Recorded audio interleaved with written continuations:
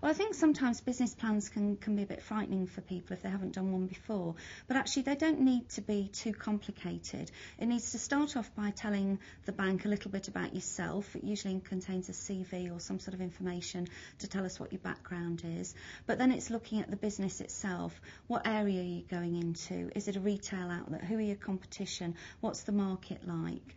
And then the franchisor will often help you with this because obviously they'll have helped other franchisees do business plans. So there'll usually be a bit about the franchise itself, although we also as a bank brief our managers about the franchise because clearly we know them.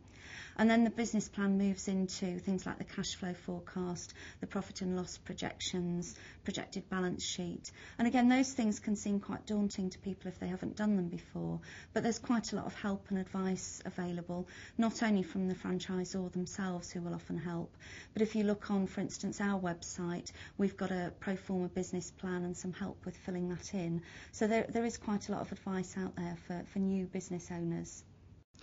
Business planning and preparation is again absolutely crucial to the success of a business launch.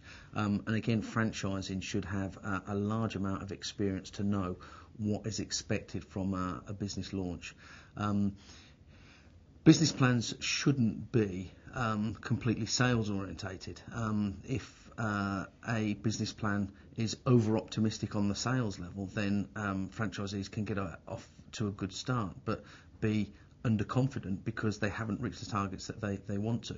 It's much better to set lower sales targets, have high expenses and over exceed on the sales so that there's a huge amount of confidence coming in because there's more cash coming into the business.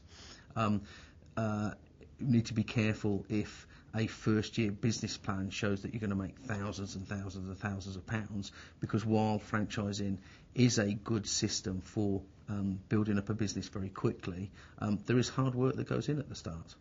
The final thing I'd like to say about business planning is that it's important to get the cash flow right at the start.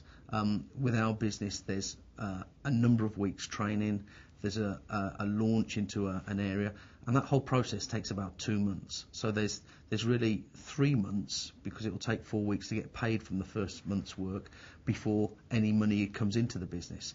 And all that has to be accounted for in the cash flow of the business planning. There's nothing worse than being undercapitalised, so you need the right amount of finance to start with, so that when you start the business strongly, you're not having undue stress because there isn't enough cash to start the business.